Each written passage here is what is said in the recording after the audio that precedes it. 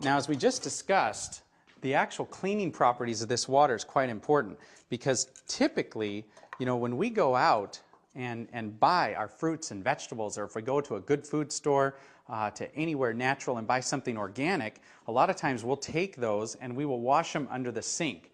That's not such a good thing here. I'm going to run some more tap water just to show you what we have in our tap water. Now we're going to run a little bit different test here. We're actually going to test the chlorine, the amount of chlorine that we have in this tap water. So we'll put 4 drops there. We'll go ahead and stir this up. And that yellow color, you can see, is a ton of chlorine. That is a lot of chlorine, and of course that chlorine's put in there, I guess, to protect us, but I certainly don't want to put this chlorine into my body. A typical glass of chlorinated water, if you take a shower, a 15-minute shower, you're going to absorb anywhere from 6 to 8 glasses of that chlorinated water through your skin, which of course is your largest organ. And so you don't want that to happen. But here's what happens when we go down to the store and we buy a fruit or a vegetable or whatever it is, and we decide to wash it off. We would normally put that right under the tap. Well, we're going to show you what happens when you do that. Get this nice and chopped up.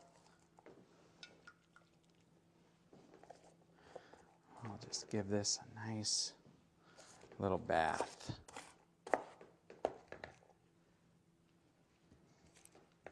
There I go, making a mess. Put this right here. We're just going to give this a little stir, just like we would. I mean, I know my wife jumps in the bath and she'll take a nice 15 or 20-minute bath.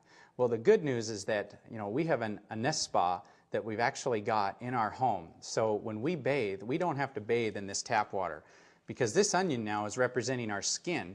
This onion also, it would be like any of the food that you would decide to run under the tap. And if you do that, watch what happens here.